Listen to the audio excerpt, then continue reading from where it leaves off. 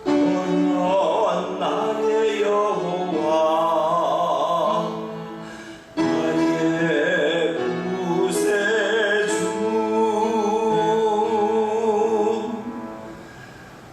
오라 너희 모든 목마른 자들아 물로 나오라. 돈 없는 자도 오라. 너희는 와서 사 먹되 돈 없이 값 없이 와서 포도주와 젖을 사라. 하나님 감사합니다. 굶주린 자와 목마른 자를 부르시는 참 좋으신 하나님 아버지, 더운 날씨에 코로나 전염병이 창궐하고 있습니다. 건강함으로 우리 성도들을 지켜주시고 믿음의 생활이 흐트러지거나 나태해지지 않도록 함께 하사 그 은혜와 사랑을 다시 한번 감사드립니다. 오직 주님만이 저희를 죄악에서 구원하실 수 있사오니 이 시간도 성령의 능력으로 재무장시켜 주옵소서. 세상에서 지치고 피곤한 몸과 마음으로 상하고 깨어진 영혼도 오늘 주님이 주시는 귀한 말씀으로 새롭게 변화되는 기적의 시간이 되게 해 주옵소서. 예배하는 이 시간 저희의 목마른 영혼의 은혜를 더하시고 생명수 강가에서 쉼을 얻게 하여 주옵소서. 성삼위 하나님께 영광이 함께 하실 줄 믿습니다. 우리 성도들에게는 큰 은혜의 시간이 되게 하옵소서. 예배 시종을 우리 하나님 앞에 의탁하옵고 예수 그리스도의 이름으로 간절히 기원하옵나이다. 아멘. 찬송 26장입니다.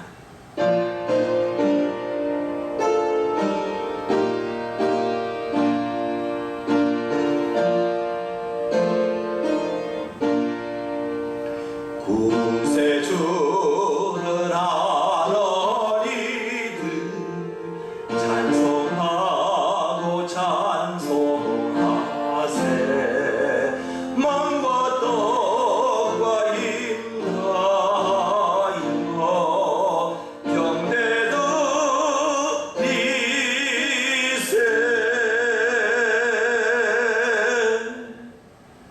나는 전능하신 아버지 하나님 천지의 창조주를 믿습니다.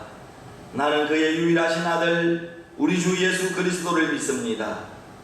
그는 성령으로 잉태되어 동정녀 마리아에게서 나시고 본디오 빌라도에게 고난을 받아 십자가에 못 박혀 죽으시고 장사된 지 사흘 만에 죽은 자 가운데서 다시 살아나셨으며 하늘에 오르시어 전능하신 아버지 하나님 우편에 앉아 계시다가 거기로부터 살아있는 자와 죽은 자를 심판하러 오십니다. 나는 성령을 믿으며 거룩한 공교회와 성도의 교제와 죄를 용서받는 것과 몸의 부활과 영생을 믿습니다. 아멘. 찬송 433장입니다.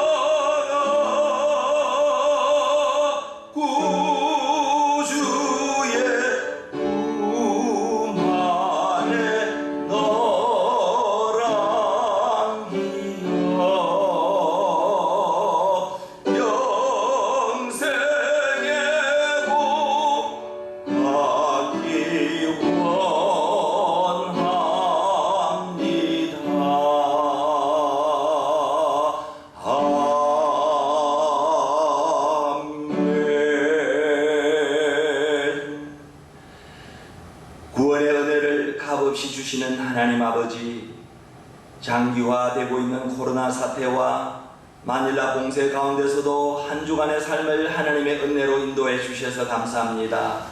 장기화되고 있는 코로나의 재앙 속에 우리의 마음이 많이 낙심되어 있습니다. 우리의 상한 마음을 싸매 주시고 고쳐 주옵소서. 코로나의 교훈을 배우게 하시고 깨닫게 하심을 감사합니다. 모든 열방이 회개하고 주 앞에서 서게 하여 주시옵소서. 우리의 인생 가운데 겪는 많은 고난 가운데서 주께서 지키시고 계심을 저희들은 믿습니다. 지금 겪고 있는 코로나의 재앙 속에서도 주님의 일하심을 보기를 원합니다. 모든 교회와 가정과 사업이 위축되지 않게 하시고 다시 일어나 빛을 발하게 하옵소서. 오늘도 제약의 길에서 헤매던 저희를 은혜의 자리로 부르시고 주님의 품 안에 안아주심을 감사드립니다. 우리 내면에 추하고 더러운 것을 십자가 보혈로 정결케 하시고 빛 대신 하나님의 영광이 충만한 거룩한 온라인 영상 예배에 크신 은혜 내려 주시옵소서.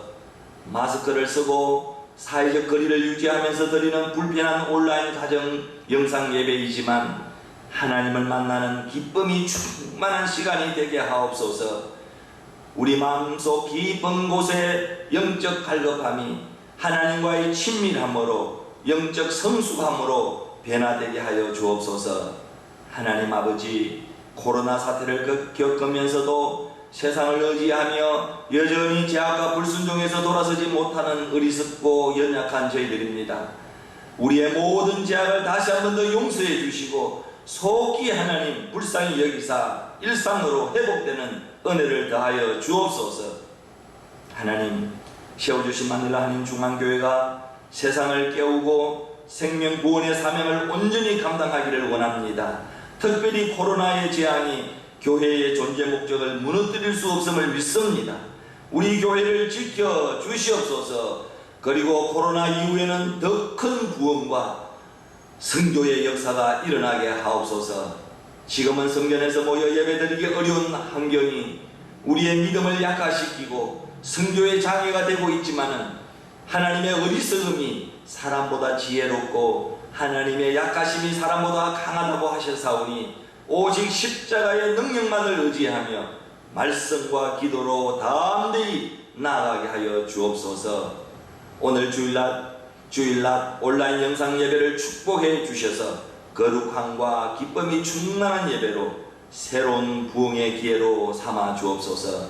특별히 다음 세대가 하나님의 말씀 안에서 바르게 양육되게 하시며 부모님의 믿음이 자녀들에게로 온전히 흘러가는 은혜가 가정들마다 넘쳐나게 하여 주옵소서. 코로나에 노출되어 지구촌 곳곳에서 복음을 전하는 선교사의 가정과 사역과 안전을 지켜주시고 코로나의 감염으로부터 가족들을 보호해 주시옵소서. 코로나 확산 방지 및 회복을 위해서는 의료진과 관계자들에게 건강과 지혜를 주셔서 잘 치료되게 하시고 속기 치료제와 백신이 발견되게 해 주옵소서. 특별히 생업의 터전을 잃고 절망하는 우리 한인들에게 힘을 다하여 주시고 일어날 수 있는 용기를 주시옵소서. 특별히 아버지 하나님, 오랜 시간 동안 필리핀 한인교회 회의에서 이 하나님 필리핀 코로나 회복을 위하여서 대치와 회복을 위하여서 매일 오전에 하나님 한 시간씩 합심하여 기도하고 있사오니 우리의 기도를 들어주시고 이 필리핀의 코로나가 하나님 속히 물러가게 하여 주시옵소서. 오늘도 말씀 전하는 종에게 언제나 성령 충만하게 하시고 강건케 하여 주옵소서.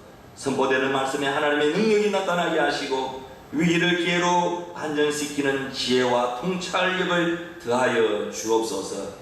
예배하는 성도들의 귀와 눈과 심령을 열어주셔서 예수님을 닮아가는 결단과 헌신이 삶 속에서도 나타나게 하여 주옵소서.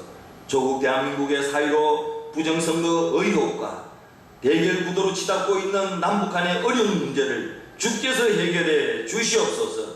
건강하고 정직하고 깨끗한 나라가 되게 하시고 좋은 지도자 만남의 복도 허락해 주시옵소서.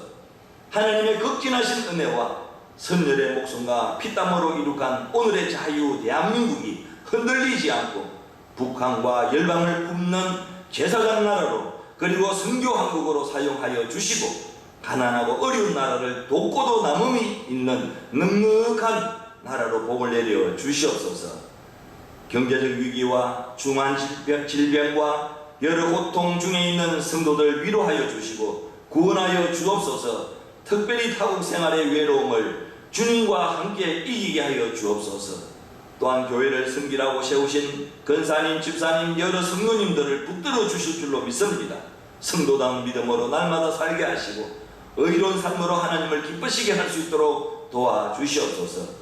그리고 믿음의 열매를 풍성히 맺게 하옵소서. 코로나 사태 속에서도 기도하며 섬기는 마음으로 믿음의 열매를 풍성히 맺게 하옵소서.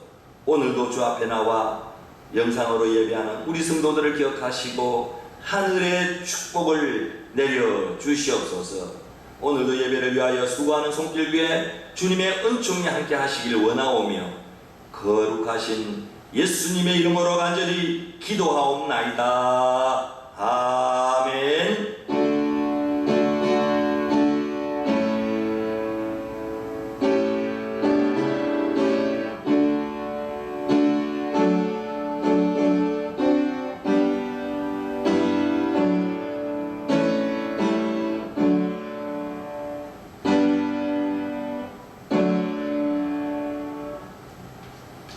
하나님의 말씀은 사무엘상 16장 10절에서 13절입니다.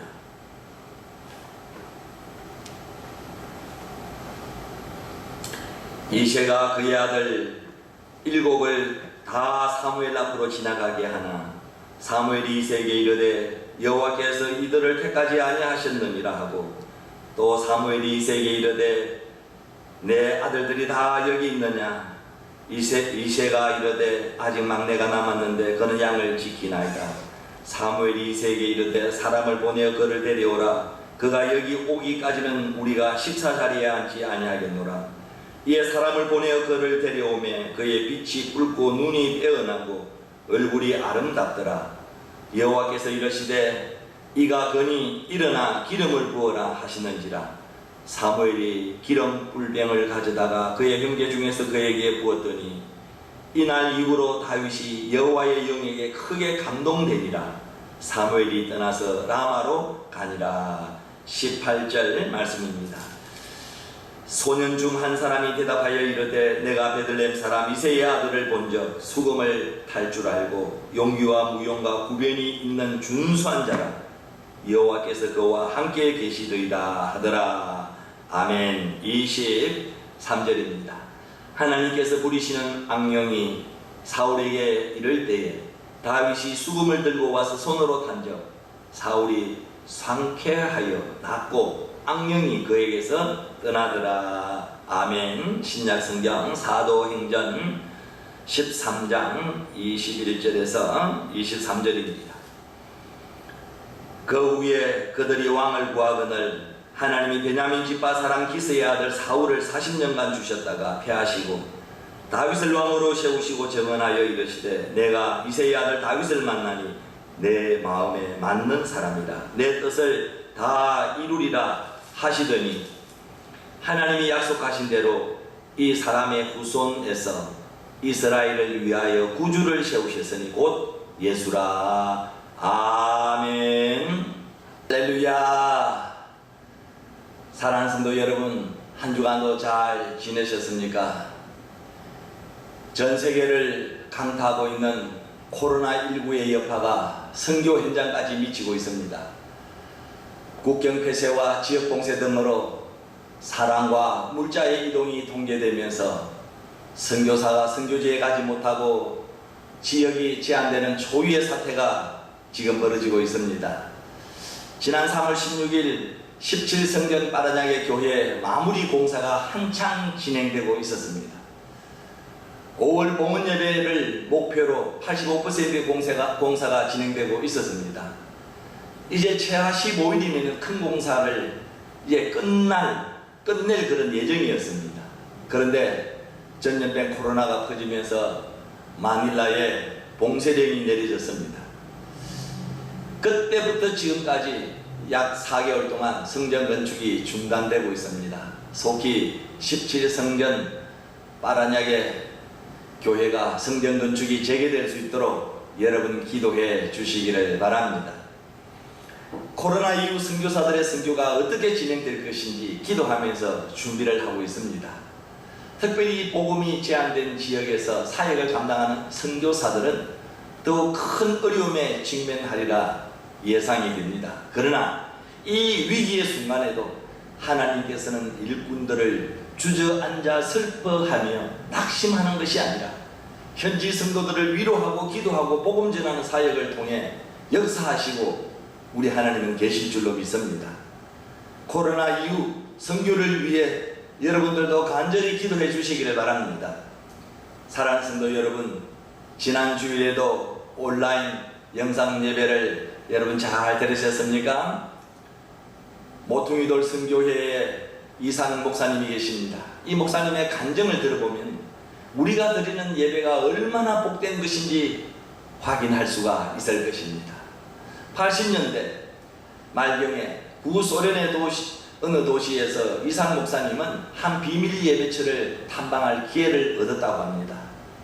예배처소에 가보니 예배를 드리기 전부터 성경 공독을 하면서 울던 성도들은 예배가 시작되어도 울음을 그치지 않았다고 합니다. 낡은 풍금으로 반주를 하는 단 몇 명뿐인 성가대의 성령도 울음 때문에 제대로 소리가 나오지도 않고 회중의 찬송 소리에도 울음 소리가 섞여 있었고 설교를 들을 때나 성만찬 예식을 거행할 때도 나눌 때도 다 마찬가지로 울고 있었다는 것입니다. 그러고는 예배를 마친 후에 그렇게 울면서 예배를 드린 이유가 도대체 무엇입니까? 하고 물었더니 그것이 이 세상에서 드리는 마지막 예배가 될지도 모르기 때문에 우리는 울면서 하나님 앞에 예배를 드렸습니다. 이것이 이 세상에서 드리는 마지막 예배가 될지도 모르기 때문에 우리는 하나님 앞에 울면서 예배를 드렸습니다 라고 사람들이 대답을 하더라는 것입니다. 그들 중에는 어느 날 갑자기 KGB에 잡혀가서 때로는 20년 혹은 30년이 넘도록 돌아오지 못하는 그런 사람들이 수두룩 했다는 것입니다. 오늘 우리는 필리핀에서 너무 자유로운 환경에서 매주일마다 하나님 앞에 예배를 드릴 수가 있습니다. 여러분 얼마나 감사한 일입니까? 사랑하는 성도 여러분, 우리는 고난 속에서 목숨을 걸고 감격적으로 예배드리는 성도들이 있다는 사실을 기억하면서 코로나 사태의 어려움 속에서도 최선을 다해 최고의 예배를 정성을 다하여 신령과 진정으로 주님 앞에 드리시기를 주의 이름으로 간절히 축원을 드립니다. 이스라엘에서 3대 천한 직업이 있다고 그럽니다. 3D 업종이 있다는 것입니다. 장녀, 세리, 그리고 목동입니다. 장녀가 왜 천한 직업이냐? 누워서 돈을 벌기 때문입니다. 세리가 왜 천한 직업이냐? 사기쳐서 돈을 벌기 때문입니다. 목동이 왜 천한 직업이냐? 짐승으로 돈을 벌기 때문이다 라고 말합니다. 이것이 이스라엘 백성들이 생각하고 있는 그런 사고방식입니다. 그런데 다윗은 여러분 우리가 알다시피 천한 목동 출신입니다. 8형제 목동 중에서 가장 막내 목동이었습니다. 다윗은 천한 목동 중에서도 제일 막내였습니다. 그러나 하나님은 왜 이 다윗을 들어주셨을까? 왜 하나님이 이 다윗을 들어주셨을까? 한마디로 성경은 이렇게 말하고 있습니다. 하나님의 마음에 합한 사람이었기 때문이다. 이렇게 성경은 말하고 있습니다. 여러분 사도행전 13장 22절 말씀에 보면은 내가 이새의 아들 다윗을 찾아냈으니 그는 내 마음에 꼭 드는 사람이다. 그는 분명히 내 뜻을 다 이룰 것이다 라고 칭찬하셨습니다. 다윗은 하나님의 마음에 합한 사람이었습니다. 성경에 하나님 마음에 드는 사람은 다윗밖에 여러분도 없습니다. 그런데 다윗이 왜 하나님의 마음에 합한 사람이었는지 그 이유는 성경에 정확하게 나와 있지 않습니다. 그러나 오늘 말씀을 들으면서 여러분 그 이유를 알 수가 있을 것입니다. 오늘 말씀 듣는 가운데 여러분 은혜가 있기를 원합니다. 성경에 다윗이라는 이름이 구약에 보면은 약 800번 가량 나온다고 합니다. 그리고 신약에는 60번 가량 언급이 되어 있습니다. 여러분 우리가 알다시피 다윗은 시인입니다. 정치가입니다. 제사장입니다. 군인이자 또 지도자입니다. 그리고 왕이자 믿음의 사람입니다. 그러면 다윗은 어떤 사람이며 과연 어떤 인격과 성품을 지녔기에 우리 하나님의 마음에 합한 사람이라는 그런 칭찬을 들을 수 있었을까요? 첫째는 먼저 하나님이 다윗에게 가져 주신 여러분 축복이 있습니다. 여러분 사람에게는 누구나 하나님의 값없이 주신 축복이 많이 있습니다. 여러분에게도 하나님이 주신 뭔가의 축복이 여러분 있을 것입니다. 값없이 주신 축복이 다 있습니다. 저도 있고 여러분들도 다 있습니다. 하나님이 다윗의 노력 없이 주신 축복을 여러분 몇 가지만 한번 살펴보도록 하겠습니다. 첫째는 다윗은 잘 섬겼다는 것입니다. 다시 말하면 다윗은 미남이었다는 것입니다. 성경은 다윗의 용모에 대하여서 확실하게 언급하여 주고 있습니다. 사무엘상 17장 42절 말씀에 보면은 젊고 붉고 용모가 아름답더라. 용모가 참 아름다웠다. 적군인 이 골리앗이 다윗을 보고서는 다윗은 얼굴이 붉으스름하게 생기고 참 잘생긴 어린 소년인 것을 알고는 어이가 없어서 콧웃음을 쳤습니다. 오늘날로 말하면은 꽃미남이에요. 꽃미남. 여러분 방탄소년 BTS처럼 잘생겼다는 것입니다. BTS를 필리핀에서 모르는 사람이 아마 없는 것 같아요. 모두가 다 BTS에 그냥 빠져있는 것 같아요. 여러분 우리가 아가스에 보면 정말 예쁜 신부를 향하여 어여쁜 자여라고 부를 때 아름다웠다는 이 단어가 사용이 되어지고 있습니다. 다윗이 이 정도로 아름다웠다. 히브리에는 야페라는 그런 단어를 쓰고 있는데 아름답다, 아름다웠다 라는 이 단어를 쓰고 있습니다. 다윗이 이 정도로 아름다웠다는 것입니다. 그래서 다윗이 골리앗을 죽이고 났을 때에 여자들이 여러분 다 길거리에 쏟아져 나와서 외쳤지 않습니까? 사울은 천천히요, 다윗은 만만입니다. 다윗은 인기가 대단했습니다. 이런 젊고 붉고 용모가 아름다운 것은 노력으로만 되는 것이 아니라 하나님이 천부적으로 주신 것이었습니다. 하나님은 다윗에게 용모가 뛰어나도록 하나님이 선물로 주셨습니다. 그리고 두 번째 다윗은 말도 참 잘했습니다. 구변이 뛰어났습니다. 다윗은 구변도 좋았다라고 성경은 말해주고 있습니다. 여러분 되게 글을 잘 쓰는 사람이 구변이 없는데 그런데 다윗은 말도 잘하고 글도 잘 쓰는 아주 특이한 그런 사람이었습니다. 소년 중 한 사람이 대답하여 이르되 내가 베들레헴 사람 이새의 아들을 본즉 수금을 탈 줄 알고 용기와 무용과 구변이 있는 준수한 자가 여호와께서 그와 함께 계시더라. 사무엘상 16장 18절에 나오는 말씀입니다. 구변이 좋은 것도 말을 잘하는 것도 하나님이 주신 천부적인 그런 재능이었습니다. 요즘은 여러분 말이 경쟁이다 라는 그런 말이 있습니다. 정리된 어느 능력도 대단히 여러분 중요합니다. 그리고 성경에 보면은 다윗의 인생에 세 가지 문제가 없었습니다. 그 중에 하나가 다윗은 돈 문제는 깨끗했습니다. 사람이 살아가면서 가장 많이 받는 유혹이 이 물질의 문제입니다. 검은 돈의 유혹에 걸려 자살을 하고 평생 동안 쌓아놓았던 업적이 하루아침에 물거품이 되고 높은 간직에서 물러나는 것을 우리는 봅니다.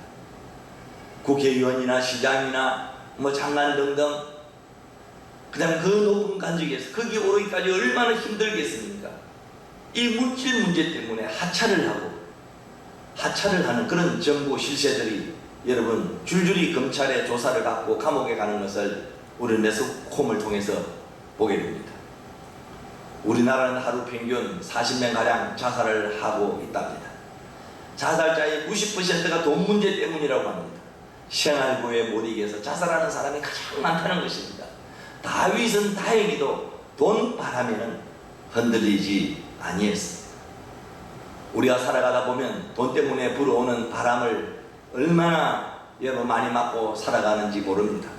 정말 돈 문제 때문에 상상을 초월하면서 어려움을 만날 때가 많습니다. 그래서 돈이 원수입니다. 돈이 일만하게 뿌리가 된다고 했습니다. 다행히 다윗은 돈 때문에 부는 바람은 맞지 않았습니다. 넉넉한 삶을 살아가면서 성경에서 가장 건축헌금을 많이 한 사람으로 기록이 되어 있습니다. 다윗은 돈 문제는 깨끗한 것을 여러분 볼 수 있습니다. 그리고 네 번째, 다윗은 아주 건강했습니다. 사람이 살아가다 보면은 건강이 악화되어 위기를 몇 번씩 넘기면서 살아갑니다. 저 역시도 건강 때문에 무척 힘들어 했을 때가 있었습니다. 이런저런 병에 흔들리면서 사람들은 꽃을 피우게 됩니다. 그런데 성경에 다윗은 병에 걸려 아픔을 당한 기록은 우리가 찾아볼래야 찾아볼 수가 없습니다. 참으로 다행스러운 그런 분입니다. 아마 다윗은 들에서 양을 치면서 나름대로 건강관리를 잘 했던 것 같습니다. 체력 단련을 하면서 건강관리를 잘했어요. 그리고 다섯 번째, 다윗은 부부 사이에 별 문제가 없었습니다. 우리 대한민국이 OECD 국가 중에서 이혼율이 1위를 차지하고 있다고 합니다. 우리가 살고 있는 이 필리핀도 가톨릭 국가이지만은 이혼율이 생각보다는 훨씬 여러분 높습니다. 부부가 살다 보면은 이런저런 아픔을 당하면서 살아갑니다. 때로는 부부간에 마찰도 생깁니다. 또 부부간의 갈등으로 수많은 바람을 일으키면서 맞으면서 여러분 살아갑니다. 그러나 다행스럽게도 다윗은 부부간에 갈등 문제가 없었습니다. 부부 사이가 아무리 금슬이 좋아도 흔들리지 않고 피는 꽃은 없습니다. 다윗은 수많은 바람에 몹시 흔들리면서 역사상 가장 위대한 왕으로 꽃을 피워 나갔습니다. 그 비결이 있습니다. 그 비결이 무엇일까요? 성경에 보면은 그는 하루 7번씩 기도했다 그랬습니다. 시편 119편 164절에 보면 주의 의로운 규례로 인하여 내가 하루 7번씩 주를 찬양하나이다. 찬양하나이다. 크게 두 번째로 다윗의 성장 과정을 한번 살펴보겠습니다. 성경에 나오는 인물 중 다윗을 보면서 도대체 한 인간이 어떻게 이렇게 타고날 수가 있을까? 다윗과 같은 사람은 천년에 한 명 태어날까 말까 한 그런 인물이라고 평하는 사람들도 있습니다. 다윗은 저절로 수금을 잘 타지는 않았을 것입니다. 우연히 그냥 던진 돌에 골리앗이 맞아 죽지는 않았을 것입니다. 시도 어느 날 갑자기 잘 쓰게 된 것도 아닐 것입니다. 양치는 것도 영구의 영구를 거듭하였지 저절로 좋은 목동이 된 것도 아니었습니다. 다윗은 놀라운 피눈물 나는 그런 노래가였습니다. 여러분, 바이올린을 만들 때 최고로 소리가 나는 좋은 나무의 재질은 어떤 나무인지 연구를 하게 되었습니다. 바이올린을 만들 때 가장 좋은 소리가 나는 그 나무가 어떤 나무일까? 바이올린을 만들 때 가장 좋은 나무는 1200m 럭키 산꼭대기에서 자라는 나무가 가장 소리를 잘 낸다는 그런 사실을 밝혀냈습니다. 추운 날씨 속에서 자라난 나무가 단단하고 소리가 좋다는 그런 연구 결과가 있습니다. 자, 그러면 다윗은 언제 돌 던지는 무술을 배웠고, 언제 시 공부를 하고, 언제 악기 공부를 여러 번 하였고, 언제 양치는 기술을 배운 것일까? 성경은 이렇게 증명해 주고 있습니다. 사무엘상 17장 34절 말씀에 보면은 다윗이 사울에게 말하되 주의 종이 아버지의 양을 지킬 때에 사자나 곰이 와서 양떼에서 새끼를 물어가면 왕이시여 저는 아버지의 양떼를 지켜왔습니다.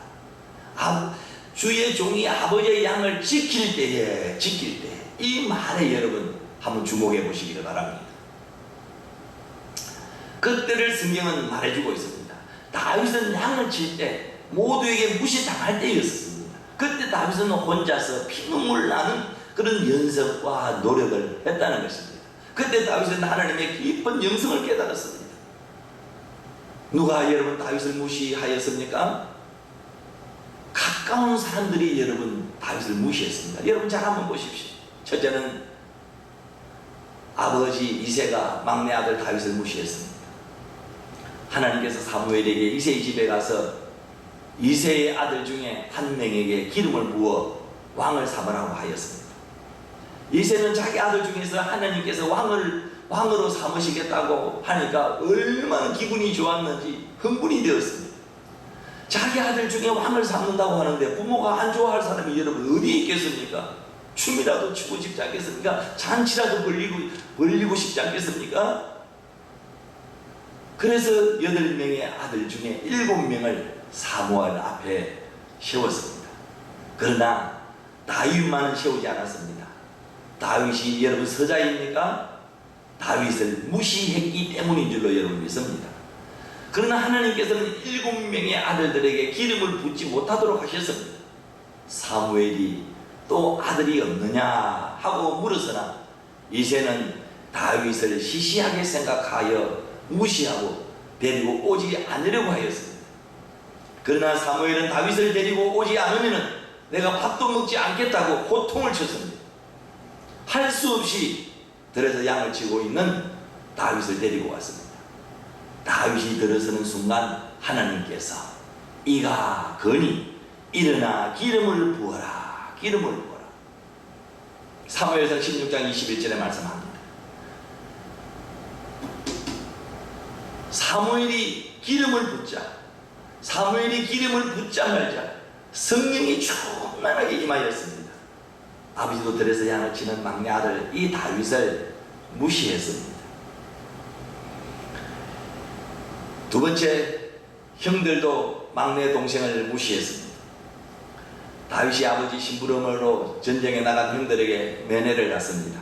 맛있는 음식을 잔뜩 싸가지고 전선에 싸우고 있는 형들에게 면회를 갔습니다.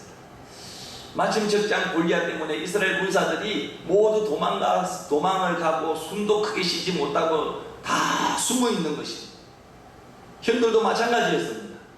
다윗은 그들에게 담대히 말했습니다. 사무엘상 17장 26절 말씀해 보십시오.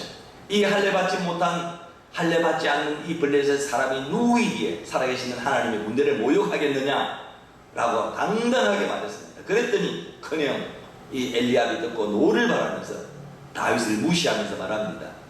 너가 어찌하여 이리로 내려왔느냐? 들에 있는 양들을 누구에게 맡겼느냐? 나는 내 교만과 내 마음의 완악함을 아노니 내가 전쟁을 구경하려 왔느냐? 그러면서 야단을 쳤습니다. 이 내용이 사무엘상 17장 28절에 기록되어 있습니다. 얼마나 무시하는 자세입니까? 아버지도 형들도 다 다윗을 무시했습니다. 뿐만 아니라 세 번째 보십시오. 이스라엘 초대왕 사울 왕도 시골 목동 출신 이 다윗을 무시했습니다. 다윗이 사울 왕에게 가서 자기가 골리앗과 싸우겠다고 말했습니다. 이 사울 왕이 시골에서 양을 치다 올라온 이 다윗을 무시하면서 말합니다. 사울 왕이 다윗에게 이르되 너가 가서 저 블레셋 사람과 싸울 수 없으리니 너는 소년이요 너는 아직 어려 그는 어려서부터 용사이니라. 사무엘상 17장 33절에 말씀합니다. 다윗 주변의 모든 사람들은 하나같이 다윗을 다 무시했습니다.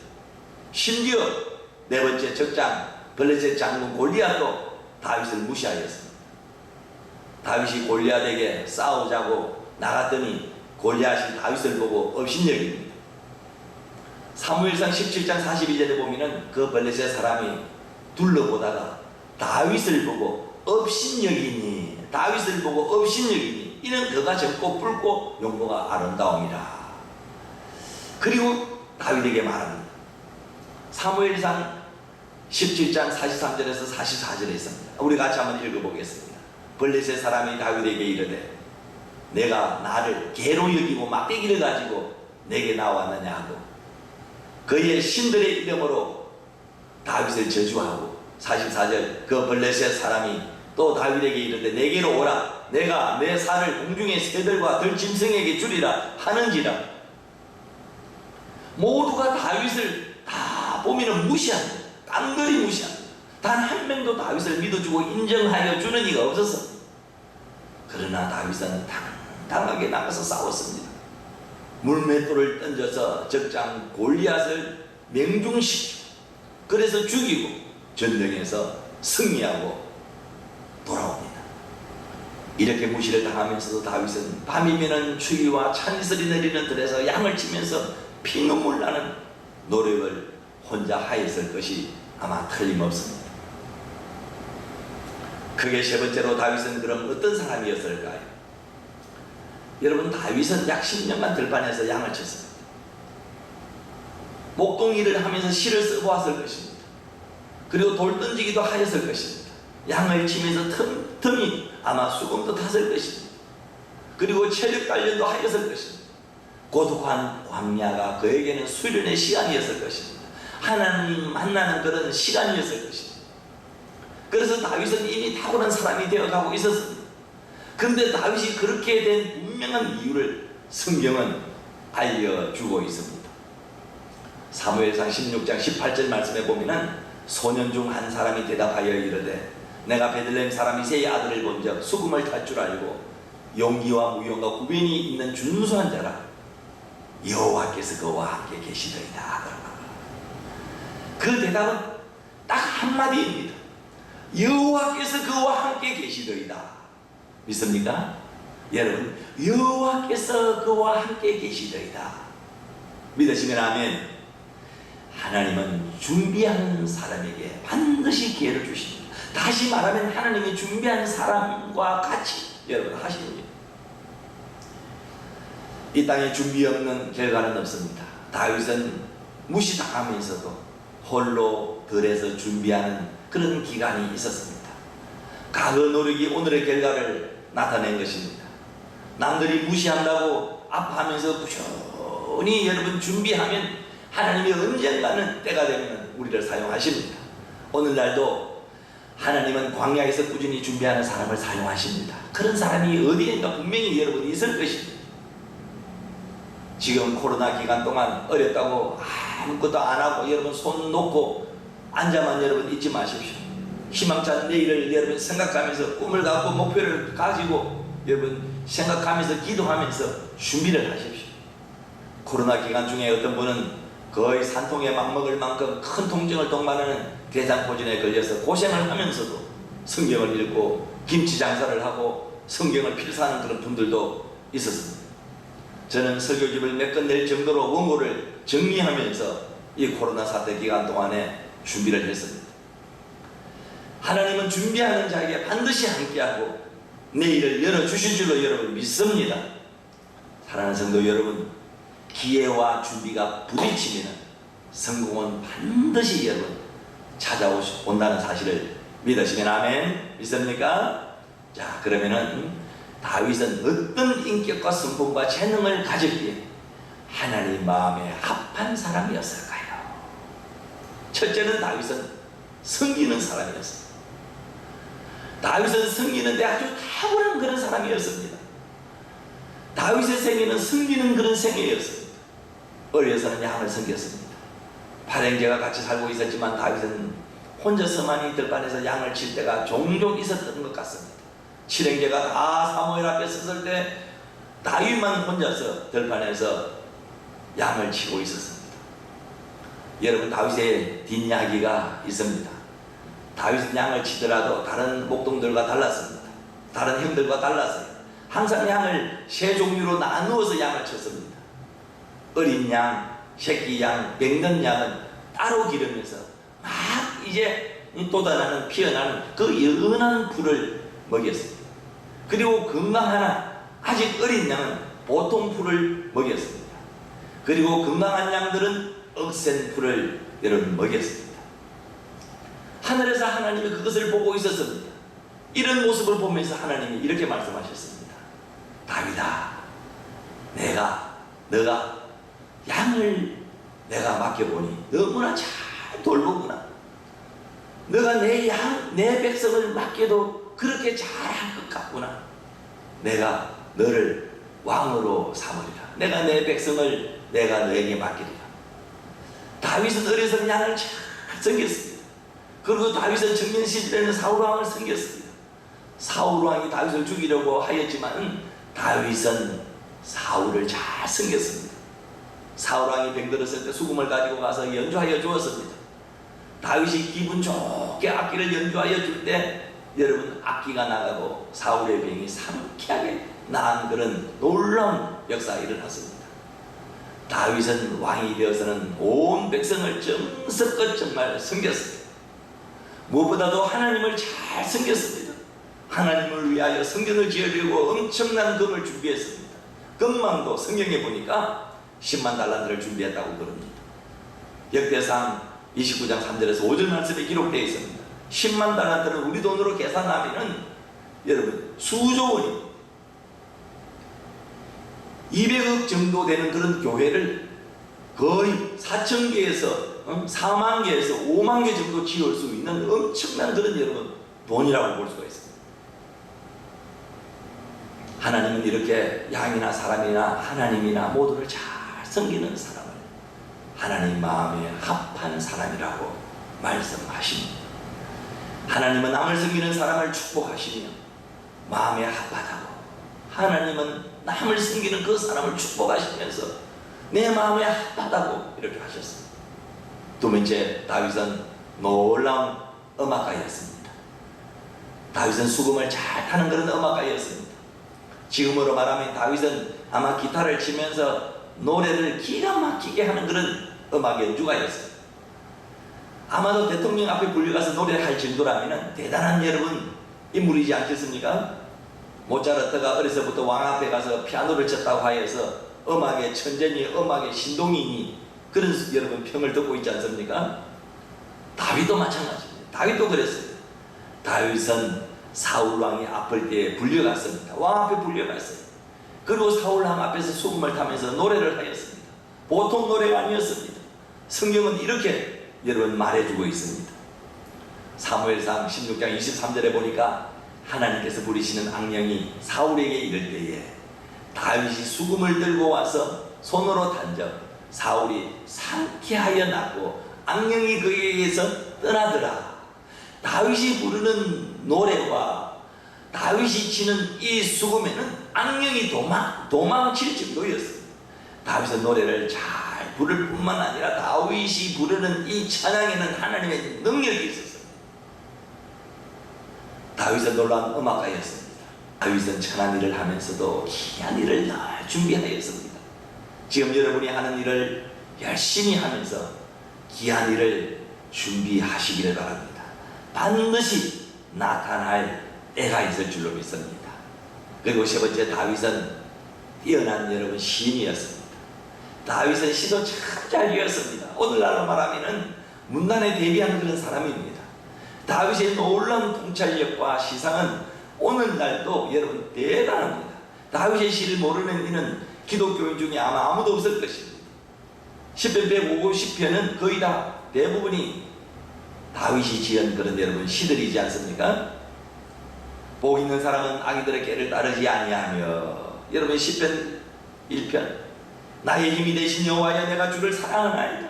10편 18편 하나님이여 사슴이 시냇물을 찾기에 갈밤같이 내 영혼이 주를 찾습니다. 10편 42편에 나오는 그런 말씀, 그리고 온 땅에 여호와께 즐거운 찬송을 부를지어다. 10편 100편 아주 주옥 같은 말씀이 많습니다. 그리고 내가 산을 향하여 눈을 들리라 나의 봄이 어디서 올고. 10편 121편 그리고 호흡이 있는 자마다 여호와를 찬양할지어다. 할렐루야. 10편 여러분 150편에 있는 말씀, 그리고 우리들이 너무나 잘 아는 여호와는 나의 목자시니 내가 부족함이 없으리로다. 10편 여러분 23편에 나오는 말씀이지 않습니까? 모든 기독교인들에게 널리 알려져 있는 그런 아름다운 시입니다. 아마도 오늘날 여러분 다윗이 살았다면 아마 다윗은 노벨 문학상을 받았을 것입니다. 다윗의 시들은 거의 다 왕이 되기 전에 지은 그런 시들. 왕이 되고 나서 편안함 속에서 지은 시는 얼마 되지 않습니다. 자, 그렇다면 다윗은 목동으로 양을 치면서 시를 짓기 시작했습니다. 광야에서 때로는 하늘의 별들을 바라보면서, 달을 바라보면서, 산천초목을 바라보면서 고요함 속에서 시상이 떠올랐을 것입니다. 시 공부를 목동 시절에 하였음이 분명합니다. 다윗은 양을 치면서 수금을 연습하고 시 공부를 하였음을 확실히 여러분 알 수가 있습니다. 다윗은 피눈물 나는 여러분 연습하고 노력하였습니다. 내일은 준비하는 자의 영역입니다. 천한 일을 하면서 귀한 일을 여러분 준비하시기를 바랍니다. 다윗은 뛰어난 아주 훌륭한 그런 시인이었습니다. 네 번째, 다윗은 놀라운 군인이었습니다. 다윗은 놀라운 군인이었는데 보통 무술인이 아니었습니다. 아주 훌륭한 무술인이었습니다. 보통 사람들은 글을 잘 쓰면 칼을 잘 쓰지 못합니다. 근데 다윗은 글도 잘 쓰고 칼도 잘 쓰는 양면을 다 잘하는 그런 보통 사람이 아니었습니다. 다윗의 고백을 여러분 한번 들어보시기 바랍니다. 사무엘상 17장 34절 35절에 보면은 다윗이 사울에게 말하되 주의 종이 아버지의 양을 지킬 때에 사자나 곰이 와서 양떼에서 새끼를 물어가면 35절 내가 따라가서 그것을 치고 그 입에서 새끼를 건져내었고 그것이 일어나 나를 해하고자 하면 내가 그 수염을 잡고 그것을 쳐 죽였나이다. 다윗의 고백대로라면 다윗은 달리기도 보통이 아니었습니다. 분명히 곰을 따라가서 잡았습니다. 그리고 곰을 잡아서 수염을 잡고 땡겨서 죽였다고 그랬습니다. 지금도 곰을 따라갈 사람이 아마 그리 많지 않을 것입니다. 아마도 지금은 곰을 만나면은 때려잡기는커녕 모두들 걸음아 날 살려라 그러면서 다들 아마 도망갈 것입니다. 그러나 다윗은 그렇지 않았습니다. 다윗의 무술 실력은 보통이 아니었습니다. 지금으로 하면은 아마 태권도나 유도 실력이 보통 이상이었을 것 같습니다.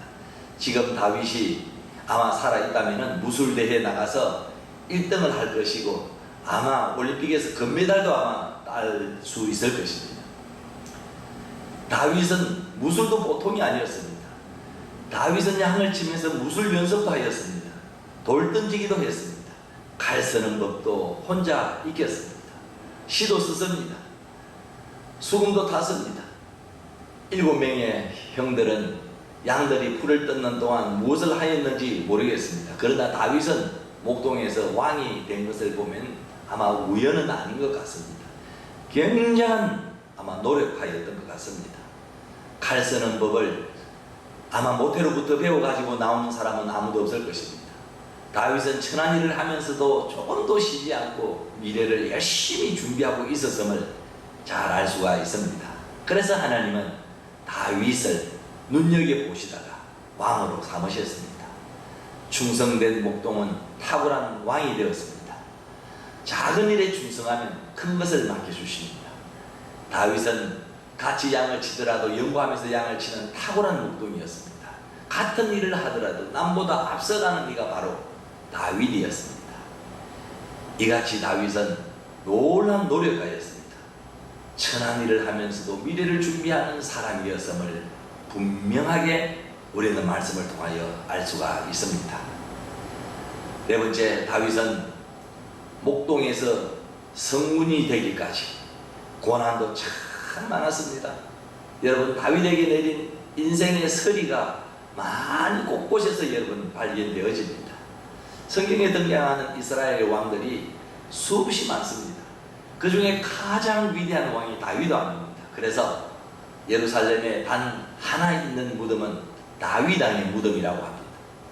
이스라엘 백성들은 다윗을 최고의 왕으로 보고 있습니다. 그리고 이스라엘 국기에 다윗을 상징하는 여러 별이, 다윗의 별이 그려져 있습니다. 지금도 이스라엘 나라는 여러분 다윗을 상징으로 삼고 있습니다. 그래서 하나님을 부를 때에도 그냥 예수님이라 부르지 않고 다윗을 끌어서 같이 여러분 불렀습니다. 마태복음 1장 1절에도 보십시오. 그 족보에도 보면은 예수 그리스도의 그 계보를 쓸 때도 아브라함과 다윗의 자손 예수 그리스도의 계보라. 마가복음 10장 47절 말씀에도 보면은 소경 거지 바디메오도 다윗의 자손 예수여 나를 불쌍히 여겨달라고 부르짖고 있습니다. 그저 도와달라고 하지 않고 앞에다가 다윗의 자손 예수여, 다윗의 자손 예수여, 다윗의 자손 예수여, 다윗이라는 이름을 붙여서 부르면 같이 여러분 올라가는 것입니다. 농사 짓는 농부가 하나님 앞에 기도를 드렸습니다. 하나님, 이번 가을 들녘 곡식이 익어갈 때 햇빛이 쨍쨍 나게 하시사 알곡을 많이 거두게 하여 주옵소서라고 농부가 가을 들판을 바라보면서 하나님 앞에 기도했습니다. 하나님께서 그 기도를 듣고 말씀하셨습니다. 그렇게 내가 해주마. 그리고 햇볕을 쨍쨍연이 내려주었습니다.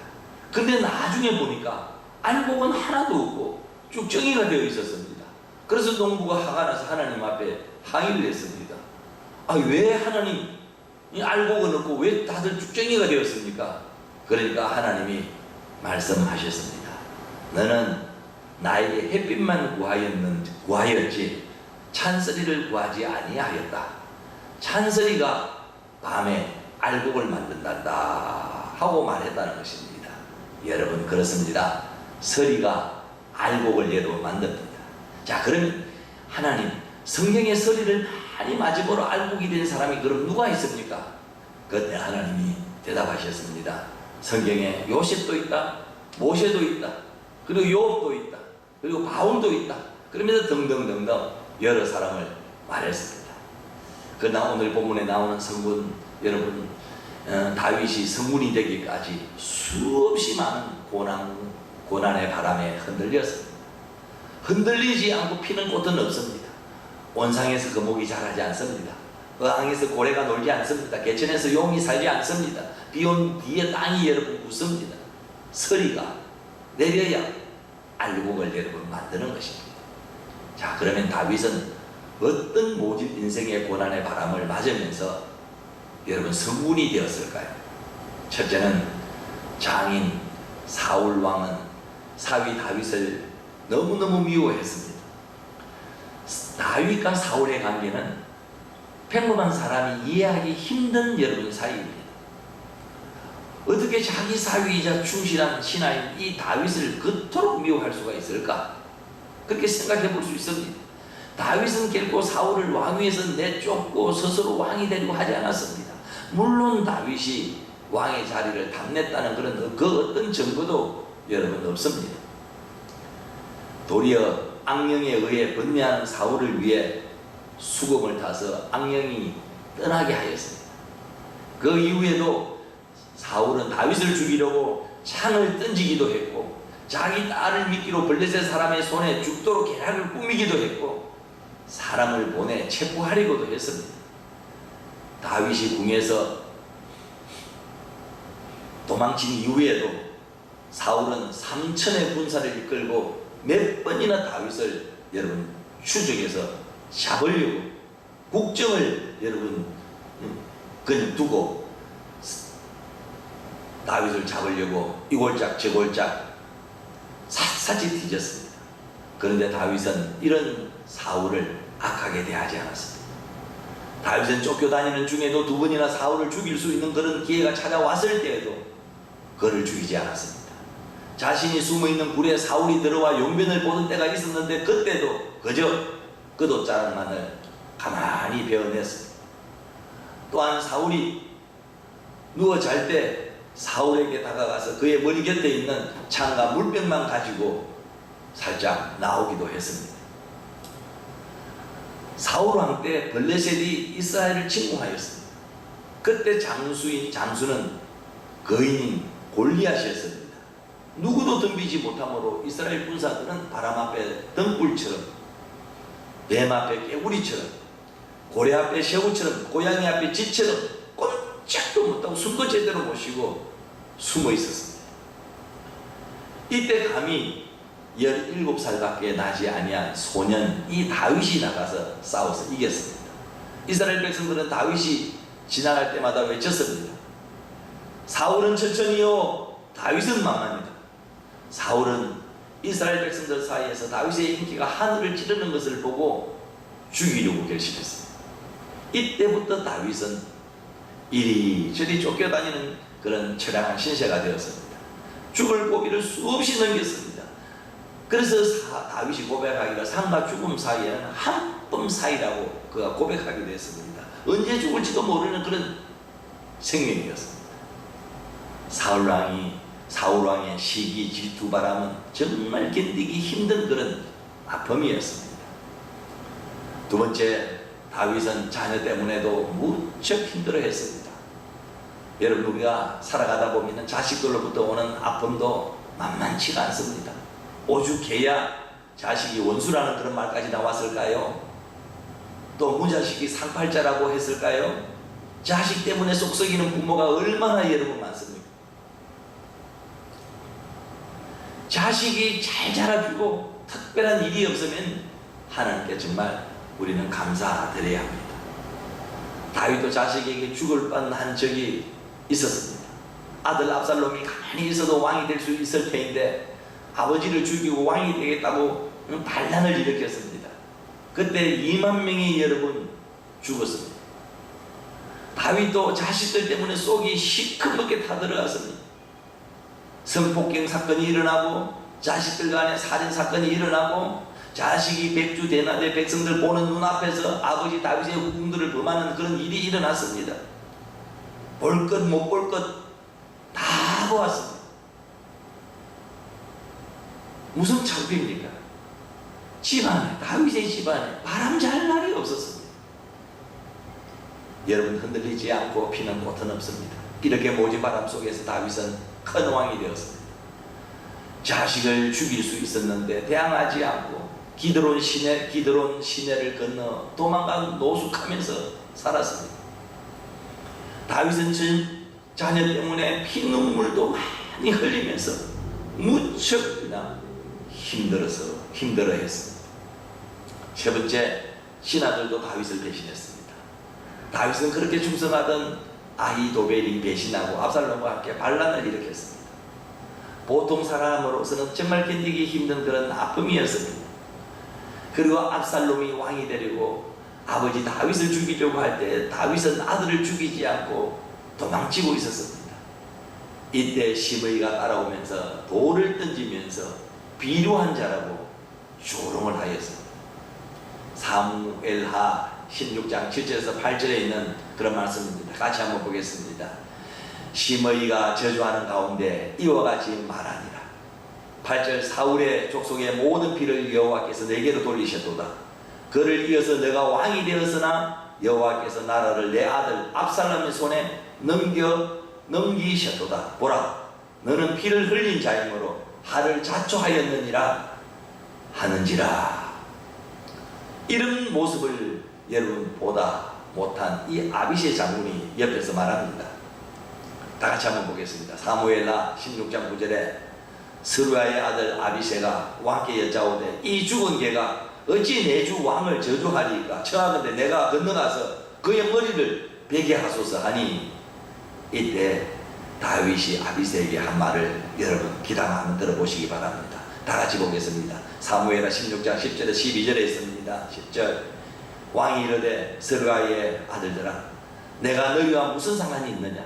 그가 저주하는 것은 여호와께서 그에게 다윗을 저주하리라 하시니 내가 어찌 그리하였느냐 할 자가 누구겠느냐 하고, 11절, 또 다윗이 아비새와 모든 신하들에게 이르되 내 몸에서 난 아들도 내 생명을 헤아려 하고 하물며 이 베냐민 사람이라 여호와께서 그에게 명령하신 것이니 그가 저주하게 내버려두라, 버려두라. 12절, 혹시 여호와께서 나의 원통함을 감찰하시리니 오늘 그 저주 때문에 여호와께서 선으로 내게 갚아주리라 하고 여러분, 다윗은 오히려 하나님이 더 복을 주실 것이라는 그런 믿음을 가지고 이런 어려운 난간을 믿음으로 하나님 앞에서 헤쳐나가고 있는 그런 모습을 여러분과 볼 수가 있습니다.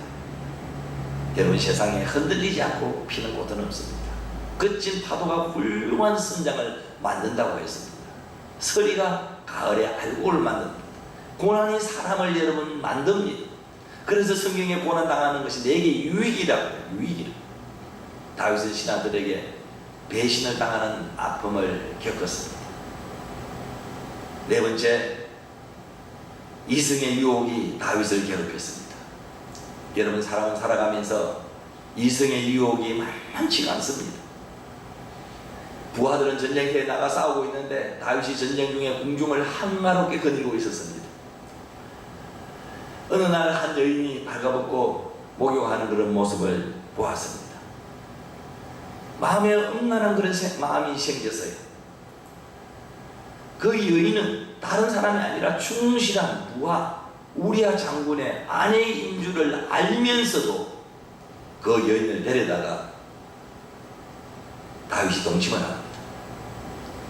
후에 그 여인이 임신한 사실을 알고 이 사실을 은폐 조작하기 위해서 남편 우리아를 최전선에 보내서 죽게 만듭니다. 여기서부터 불기 시작한 여러분 죄의 바람은 평생 동안 다윗을 괴롭혔습니다. 한 번 실수가 인생 내내 그를 따라다니면서 괴롭혔습니다.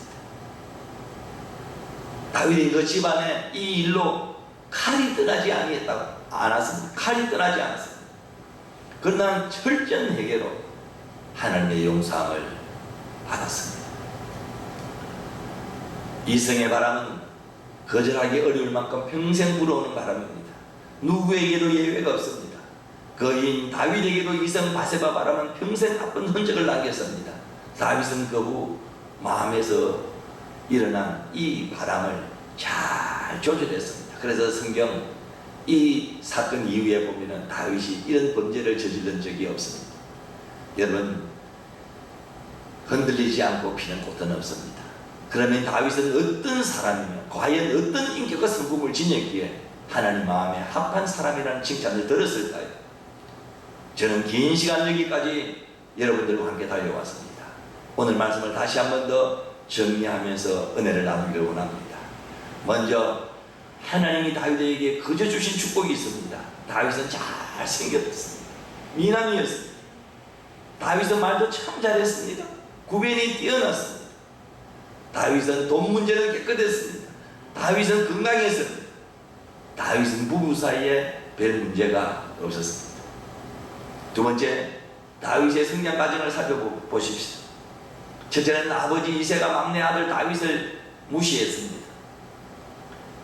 그리고 두 번째, 형들도 막내 동생 다윗을 무시했습니다. 세 번째, 이스라엘 초대왕 사울왕도 시골 목동 출신 이 다윗을 무시했습니다. 네 번째, 적장 블레셋 장군도 적장 골리앗도 다윗을 꼬막내기를 무시했습니다. 세 번째, 다윗은 그럼 어떤 사람이었을까요? 다윗은 섬기는 사람이었습니다. 다윗은 놀라운 음악가였습니다. 다윗은 뛰어난 시인이었습니다. 네 번째, 다윗은 놀라운 군인이었습니다. 다윗은 목동에서 성군이 되기까지 고난도 참 많았습니다. 장인 사울왕은 사위 다윗을 미워했습니다. 다윗은 자녀 때문에 무척 힘들어했습니다. 자녀 때문에 참 마음 속을 썩였습니다. 마음 아팠습니다. 그리고 신하들도 다윗을 배신했습니다. 이성의 유혹이 다윗을 괴롭혔습니다. 사랑하는 성도 여러분, 지금도 하나님은 하나님 마음에 꼭 드는 사람을 찾으십니다. 다윗처럼 하나님 마음에 꼭 드는 사람이 되셔서 하나님의 일을 다 이루는 그런 축복의 성도들이 되시기를 주님의 이름으로 간절히 축원합니다. 봉헌 찬송 51장입니다.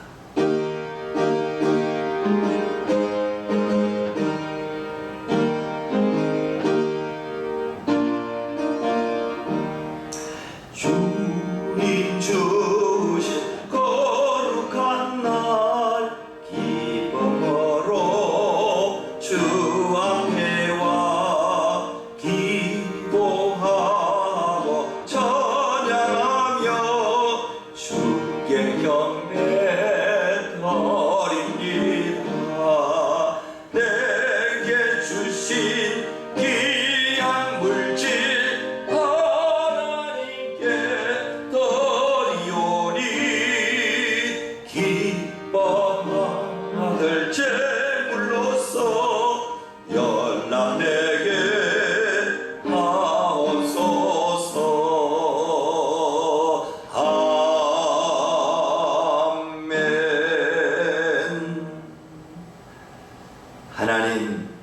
감사합니다. 능력에 따라 보상하지 않고 형편에 따라 채워주시는 하나님 아버지, 저희의 궁핍함을 아시고 먹을 것과 마실 것과 입을 것과 살 곳을 주심을 감사드립니다. 지난 한 주간도 하나님께서 시시때때로 베풀어 채워주심으로 저희가 굶주리지 않고 살았습니다. 하오나 저희 주변에는 아직도 굶주리는 이웃이 많이 있습니다. 주여, 이 적은 예물이라도 모자라는 자에게 채워지게 하옵소서. 주정예물과 11조, 성경봉, 감사예물과 생일 예물과 소원예물이 각자의 소원을 안고 드려 사오니 그 각자의 소원이 이루어지게 하시고 하나님의 뜻과 영광이 나타나게 하여 주옵소서. 이 예물이 땅에 떨어져 썩음으로 그 열매가 죽어가는 영혼이 살아나게 하여 주옵소서. 교회를 위하여 수고하는 헌신의 예물도 받아 주옵소서. 이 예물이 사용되어지는 곳마다 복의 근원이 되게 하옵소서. 필리핀 땅에 사는 동안에 한 생명도 근심, 걱정, 불안, 염려, 초조에 시달리지 않게 하시고 물질 때문에 고통받지 않게 하여 주시고 신변에 어려움 당하지 않게 하시고 때를 따라 하늘 문을 여시고 필요한 것으로 채우시고 공급해 주옵소서. 기도함으로 하나님, 이 코로나의 어려움을 협력하여 잘 극복할 수 있도록 도와주옵소서. 예수 그리스도의 이름으로 감사하며 봉헌 기도드리옵나이다. 아멘. 찬송 456장입니다.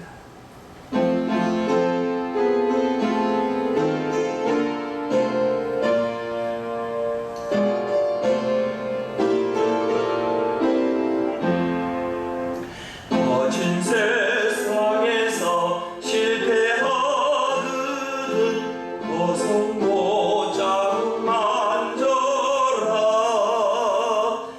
오랜 일하다가 힘을 얻으리 고성 자국 만져라. 고성 자국 만져라. 고성 자국 만져라. 주가 널 지키며 인도하시리. 고성 자국 만져라. 지금은 십자가의 죽으심과 고통을 택하시기까지 온 인류를 위하여 희생하신 예수 그리스도의 은혜와 말씀 안에 사는 자들에게 영원한 천국을 약속하신 하나님 아버지의 극진하신 사랑하심과 새 힘을 주사 승리하는 삶을 살도록 도우시는 성령님의 인도하시고 교통 충만케 하시니 오늘도 말씀으로 무장하고 나아가 살만 나는 세상에서 빛과 소금이 될 것을 다짐하고 나아가는 우리 성도들 가운데, 그리고 남북의 화해와 복음 통일 선교 한국을 소망하는 조국 대한민국 위에, 그리고 코로나 대치와 회복을 위해 애쓰는 의료진과 모든 종사자들 위해 이제부터 영원토록 함께 계시기를 간절히 축원하옵나이다. 아멘.